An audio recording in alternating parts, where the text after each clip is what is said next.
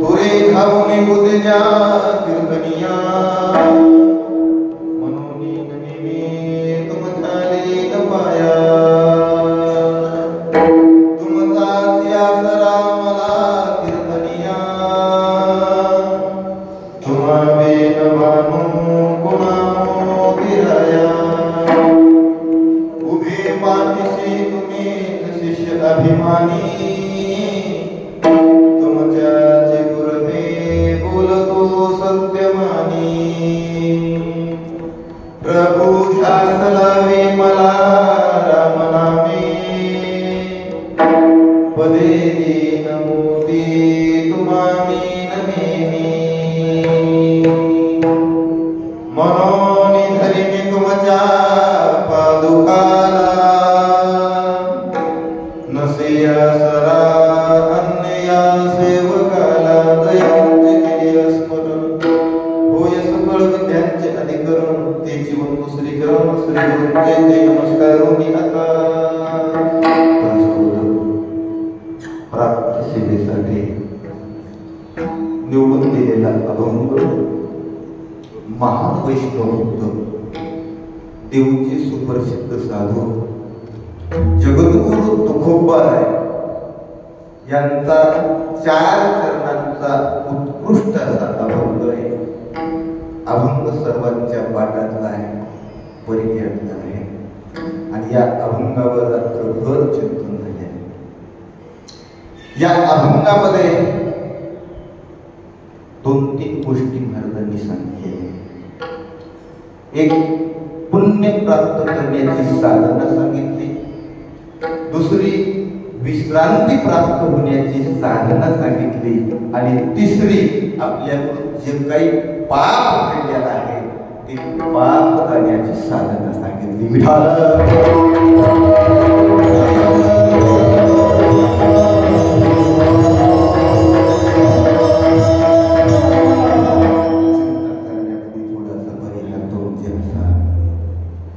दरवर्षी क्रमाने चालत आलेला हा जवळजवळ 61 वर्षे आज पूर्ण झाले. तेव्हापासून फळ्यामध्येच नव्हे तर आपल्या परिसरामध्ये नव्हे आपल्या पूर्ण परभणी जिल्ह्यामध्ये एक असं गाव नाही की त्या गावामध्ये महाराजांचा सोहळा नाही. नव्हे जिल्हा नव्हे त्या भूमंडळामध्ये नव्हे त्यांचा सोहळा कुठं आहे. महाराज तुका माने गावे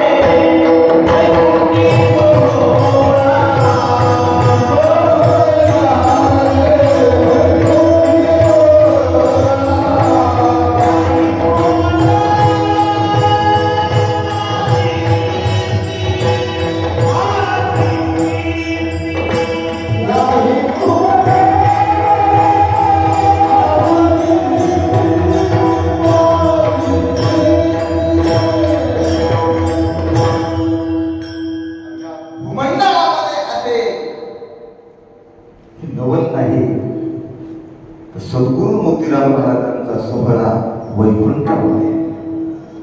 तुका गाजे वैकुंठी सोहळा आणि त्या सोहळ्यामध्ये महाराजांच्या नियमाप्रमाणे रात्रभर उपस्थित महाराजांचे कीर्तन. पहिल्या कीर्तनापासून बस नाही पण किती झाली माझ्याही लक्षात नाही आणि किती राहिले हेही माहित नाही. किती झाले हेही माहित नाही आणि किती शिल्लक राहिले झाले हेही माहित नाही.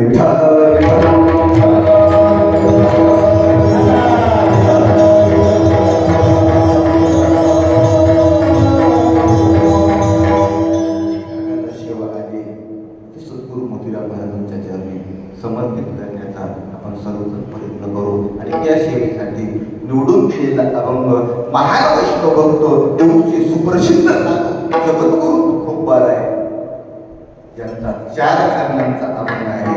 आणि या अभंगामध्ये प्रथमदा जगद्गुरु तुकोबारायचे सांगतात की माणसाला पुण्य कशामुळं प्राप्त होत, कशामुळं ते का महान विभूतीचं त्याला उपमा महाराजांना दिली सज्जनाची. अशा महान सज्जन वाक्याच्या नामाचा या मुखानं उल्लेख केला. त्यांचं नाम जरी अंगात घेतलं तर ते पुण्य पत्रात पडतं.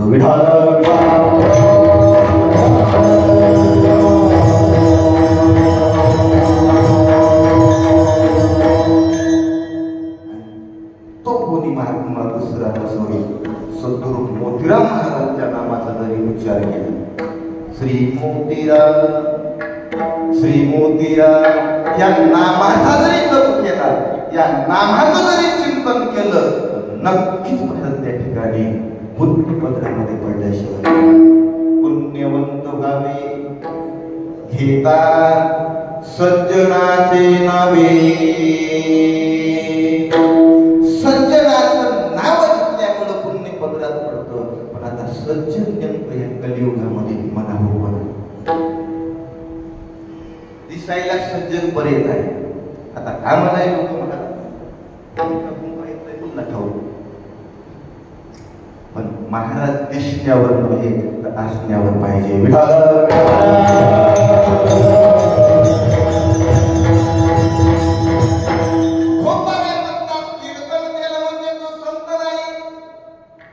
गळ्यामध्ये तुळशीची माळ केली म्हणजे तू संत नाही.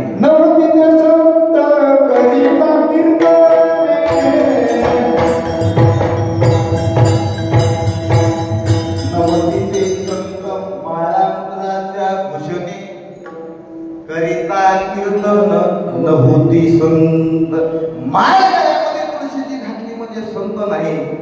नव्हे कपाळाला गंध घातला मोठा म्हणजे संत नाही. नव्हे कीर्तन केलं म्हणजे संत नाही. संत नव्हते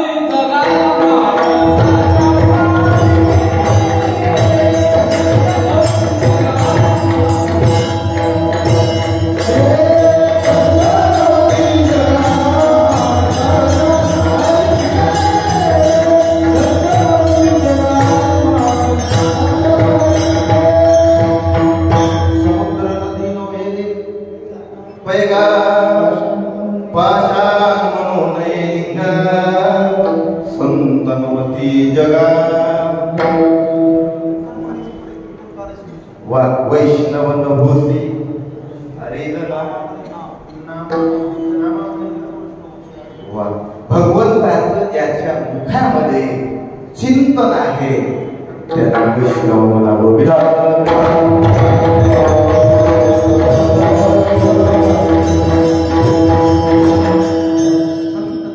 जगा माणसाच्या सारीखे त्याला दोन उपमध्ये या भरात पाषाण म्हणू नये लिंगा आणि समुद्र नदी नव्हे पैका.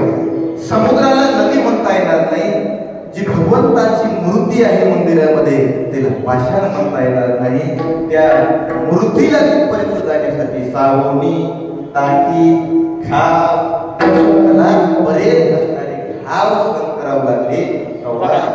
त्याला काय आलं देव पण आलं. तसं संत मानण्याचा सुद्धा असणार महाराज त्या ठिकाणी बरेच जगाचे आघात सहन करावं लागले.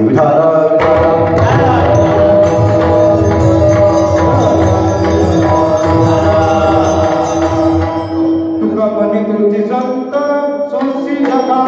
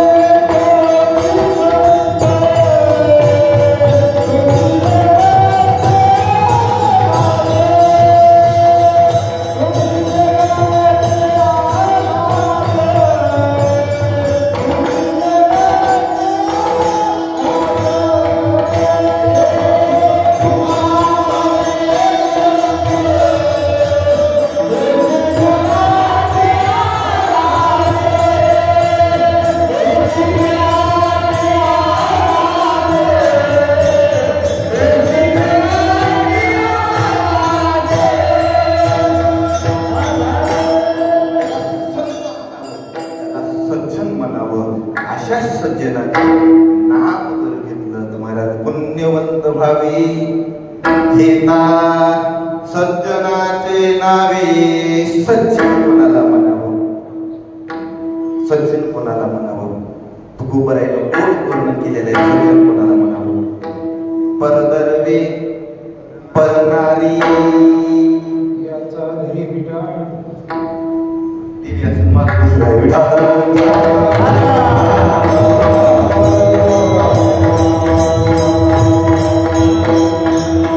परदरवे परनारी नेने परनिंदा. जे दुसऱ्याची निंदा करत नाही. परोपकार केले परनिंदा. परोपकार केले परनिंदा. असा जो कोणी असेल त्याला काय म्हणतात? सज्जन म्हणलेला आहे. पुढल्याचं दैर्य पाहून ज्याच्या अंतःकरणामध्ये त्या दैर्याविषयी त्या धनाविषयी अभिलाष निर्माण होत नाही त्याला सज्जन म्हणलेला आहे.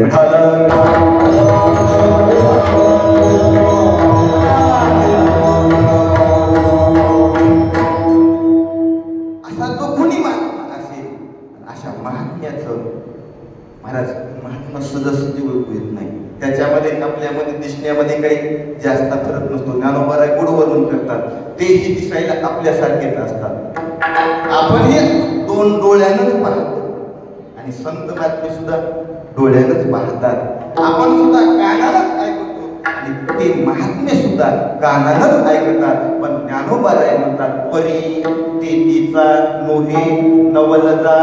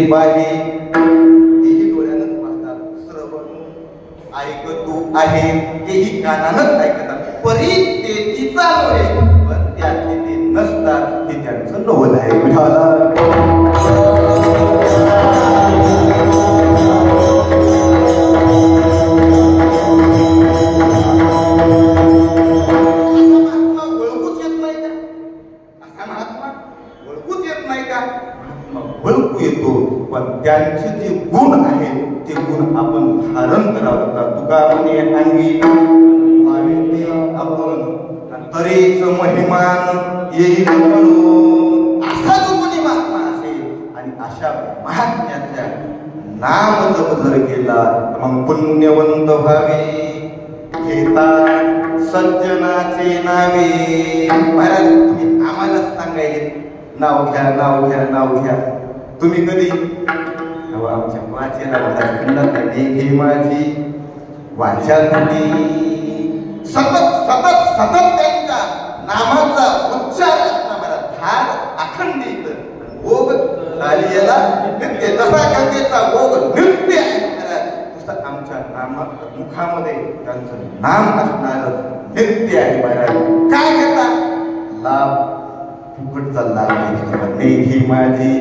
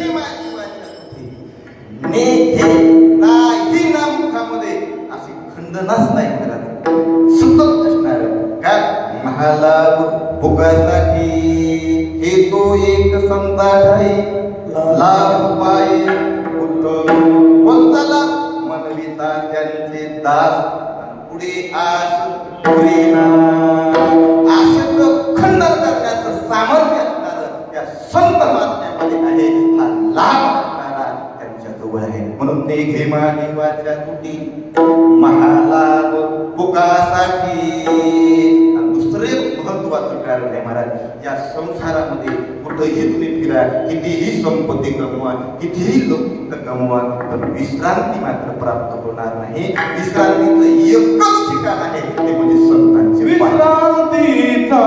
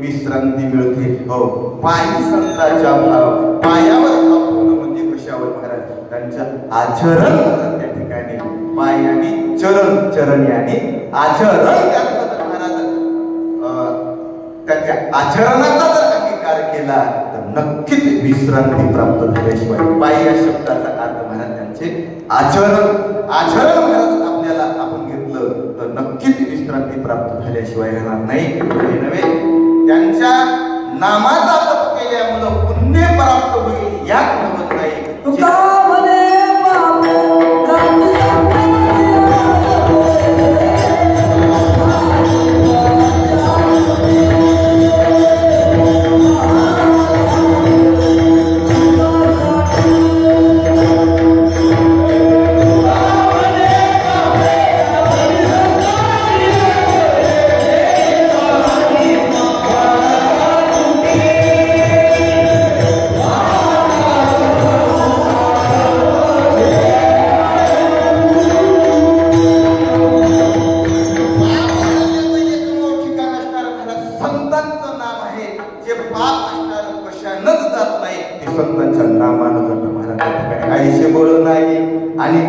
अंगी गप तीर्थ जगी दान करतो हे बळ कोणामध्येच नाही पाप झाल्याचं ते पाप कशामुळे जाते तर संतांच्या नामामुळे जाते पापला हृदयी जाय उडा होती झाली या भीती हरिदासाची म्हणून आयशे बळ नाही अनिकाची अंगी त्यांच्या नामाचा जप केला तुका म्हणे पापी जाती संताची या जपे हो देखीमा जीवाच्या तुटी महालाभ तुकासाठी लोपा